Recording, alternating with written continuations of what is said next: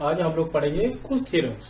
ठीक है, आज हमने कॉर्ड्स एंड सर्कल्स में काफी थ्योरम देखे हैं। आज हम एक नया थ्योरम देखते हैं। सपोज हमारे पास में टू कॉर्ड्स हैं। ठीक है, एक कॉर्ड हमारा ये है। ठीक है, this is our A and B. ठीक है, एक कॉर्ड और है हमारे पास में यहां पर,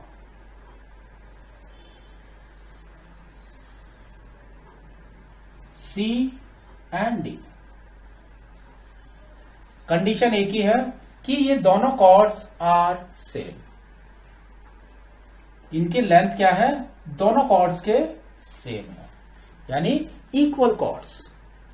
अगर ये दोनों इक्वल हैं तो क्या होगा? ये जो आर्क है ए से लेके यहां से इस डायरेक्शन में, और यहां पर कट करेंगे तो इस डायरेक्शन में, ये जो आर्क है ना, और यहां पर इस डायरेक्शन में, और सी से इस डायरेक्शन में। दैट मीन्स ये जो आपका आर्क है, ठीक है, इसका एरिया क्या होगा? सेम। Area remains same. ठीक है, तो या हम अदर वे में इसको कह सकते हैं कि अगर two chords in a circle are equal means two chords are equal, then the arcs subtended by these chords are congruent. ठीक है, तो सेम चीज हम लिखते हैं। क्या लिखना है हमको? If two chords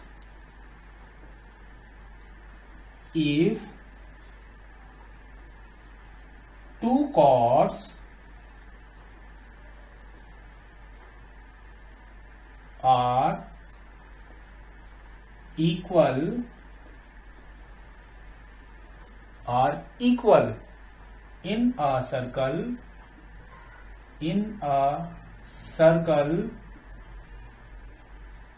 then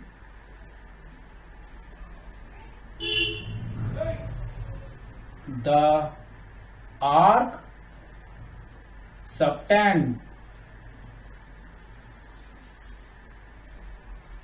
by these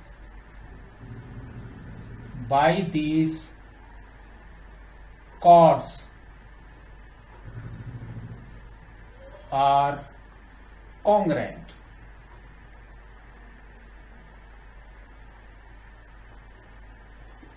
ठीक है, इसका मतलब क्या हुआ? अगर दो कॉर्ड सेम है तो ये आर्क्स बाय दिस जो भी है ये क्या होंगे हमारे? They are congruent. ठीक है, दूसरा, अब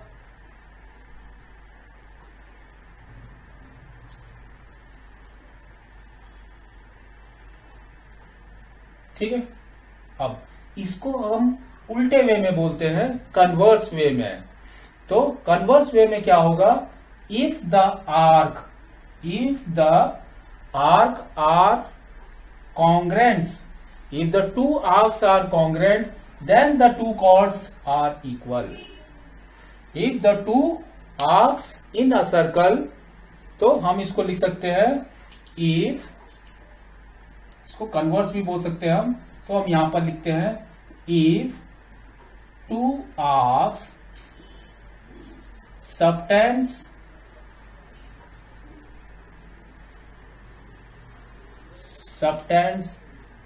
इक्वल एरिया, या कुछ भी बोल सकते हैं, equal area by two chords, then the chords are equal. ठीक है, या अदर वे में आप दूसरा भी बोल सकते हैं, if two arcs are congruent, पहले से हमने बता दिया कि दोनों आर कॉन्ग्रेंट हैं, then the two chords are equal in length या टू कॉर्ड्स आर इक्वल। ठीक है, तो ये आपका एक थ्योरम हुआ। नेक्स्ट थ्योरम, अब हम आते हैं एंगल्स में। ठीक है, ये कॉर्ड्स की बारी आ गई, अब हम आते हैं एंगल्स में। तो एंगल्स के लिए हम एक पहले सर्कल बनाते हैं।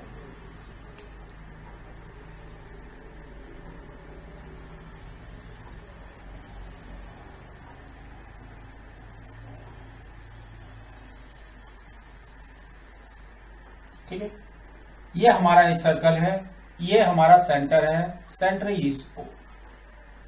ठीक है, अब हमारा नेक्स्ट थ्योरम क्या कहता है? नेक्स्ट थ्योरम हमारा कहता है कि यदि आप एक एंगल बनाते हैं, this is hour angle.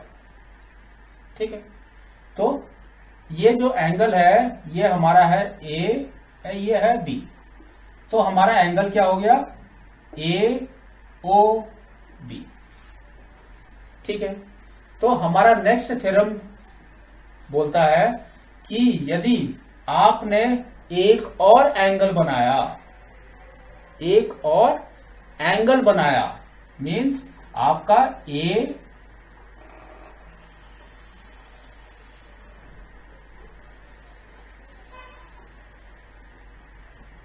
this point is our D, this point is our D। ठीक है, तो अब क्या होगा आप ध्यान से देखो, अगर A और B में हमने एक डॉटेड लाइन बना दी,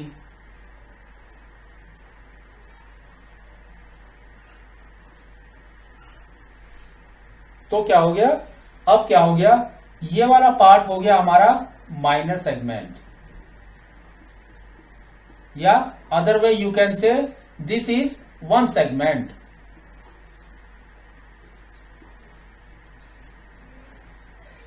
ठीक है, ये हमारा वन सेगमेंट है, इसके ऊपर जो पार्ट है this is our second segment,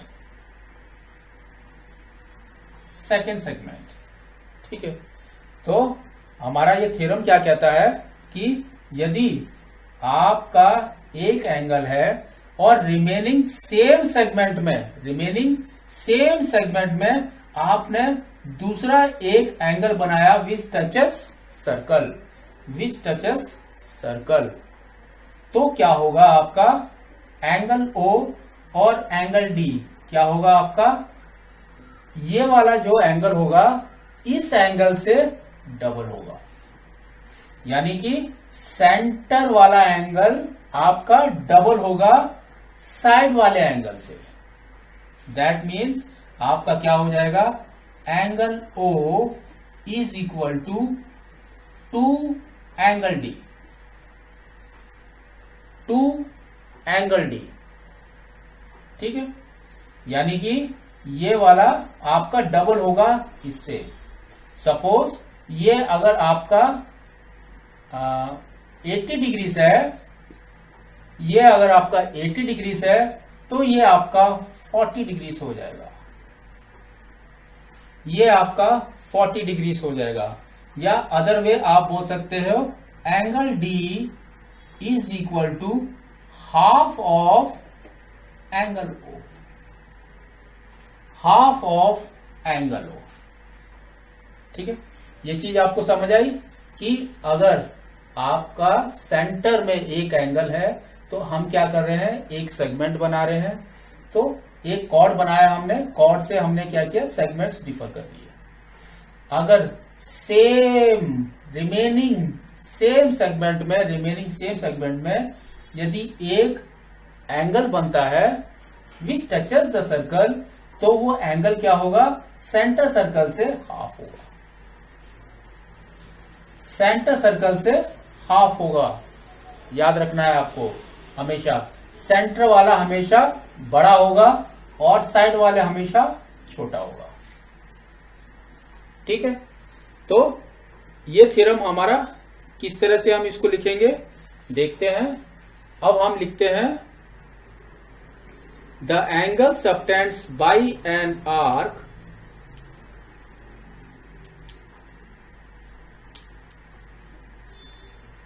the angle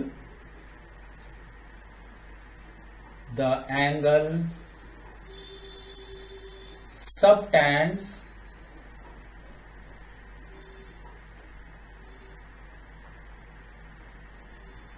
by an arc है ना, by an arc at the center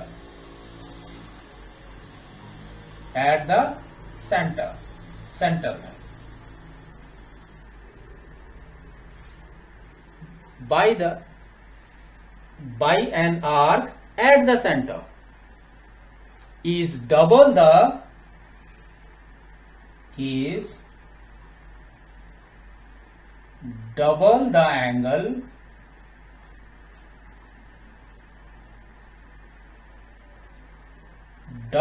angle है ना, सेंटर वाला डबल है, इससे is double the angle subtend by an arc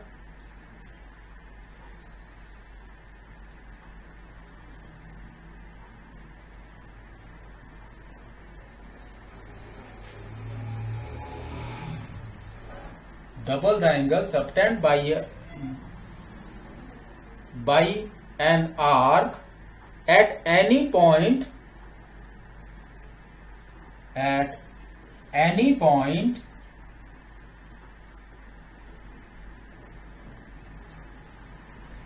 on the remaining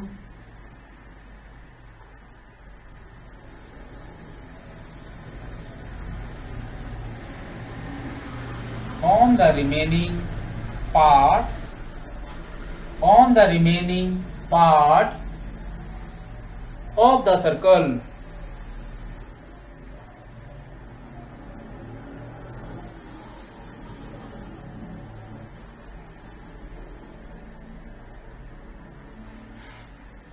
ठीक है, हमको समझ आ गया। The angle subtend by an arc, ये हमारा एक आर्क है, इसने एक एंगल बनाया। दैट एंगल कहां पर बनाया? At centre, at the centre is double the angle subtended by an arc at any point on the remaining part of the circle. ठीक है, आपके दो थ्योरम्स हो गए। थर्ड थ्योरम हमारा क्या बोलता है देखते हैं। एक सर्कल हम और बनाते हैं।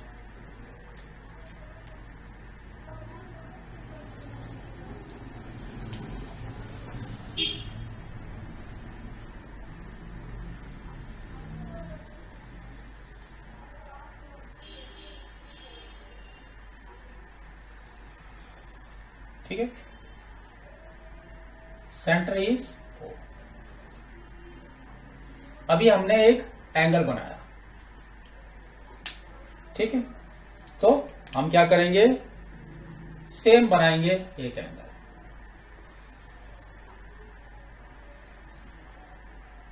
This is our A, this is our B।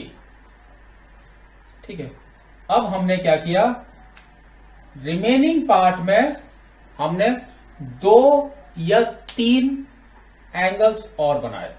तो हमारा कैसे आएगा देखते हैं। Same point A and B से ही बनाना है हमको।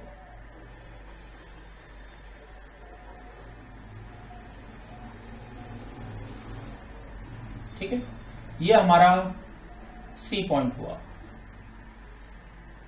ठीक है, नेक्स्ट एक और बनाते हैं हम।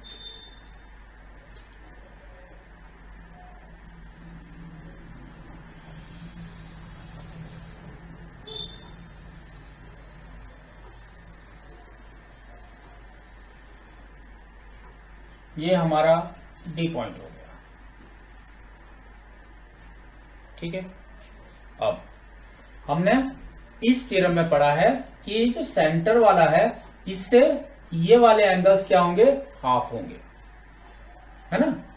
लेकिन ये थ्योरम हमारा क्या बोलता है कि यदि आप कितने भी नंबर ऑफ एंगल्स बना लो, यहां पर नंबर ऑफ एंगल्स बना लो रिमेनिंग पार्ट में, तो क्या होगा आपका, ये सब एंगल्स इक्वल होंगे। That means angle C is equal to angle D, angle C is equal to angle D. ठीक है, एक और बना लेते हैं हम यहां पर।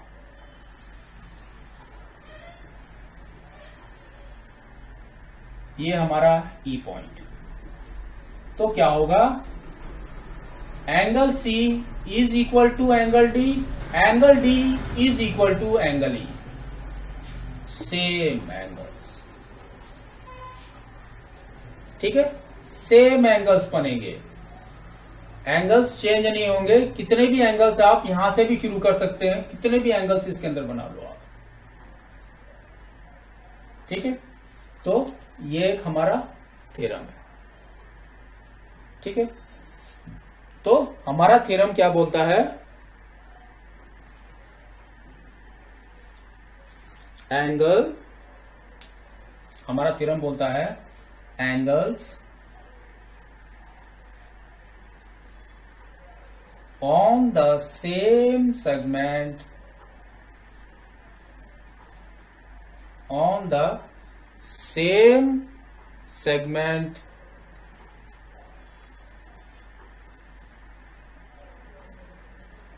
of a circle are equal.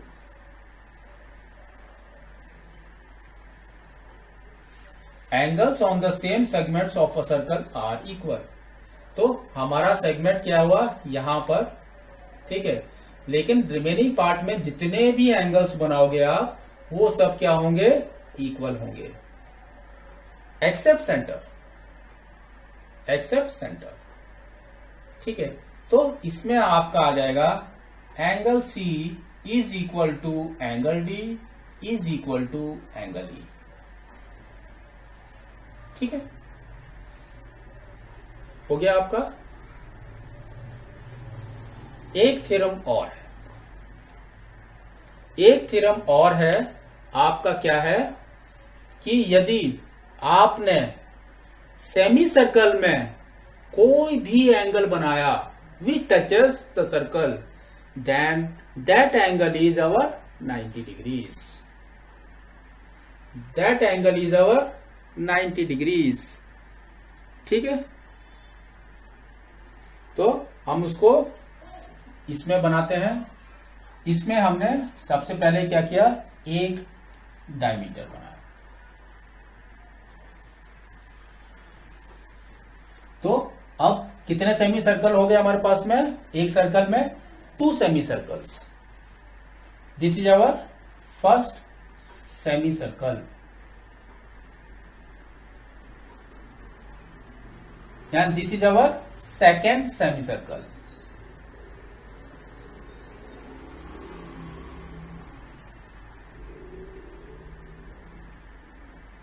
ठीक है, सेमी सर्कल में ये जो पॉइंट है, this point is our X and this point is our Y. X and Y से आपको एंगल्स बनाने हैं which touches the remaining part of a circle in this way or in this way, then that angle is 90 degrees, यानी कि ऐसे।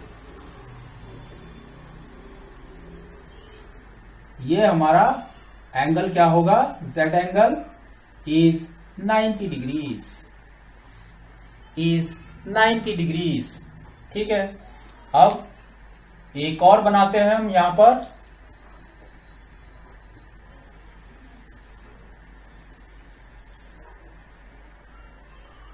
Z dash, Z dash is also 90 degrees, Z dash is also 90 degrees। ठीक है, हम लोगों को ये चीज याद रहेगी। क्या हो गया, सबसे पहले तो कॉर्ड्स, इक्वल कॉर्ड्स है, तो आर्क्स भी इक्वल होंगे। ठीक है, इसके अंदर क्या है आपका, अगर आपका सेंटर में जो भी एंगल है और रिमेनिंग पार्ट में अगर आपने कोई भी एंगल बनाया तो कितना होगा, वो जस्ट हाफ ऑफ दैट।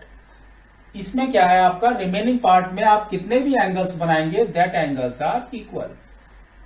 ठीक है, यहां पर क्या है आपका, डायगोनल है। डायगोनल में आपने जितने भी एंगल बनाएंगे डायमीटर से जितने भी एंगल्स बनाएंगे that angles are always 90 degrees. ठीक है, अब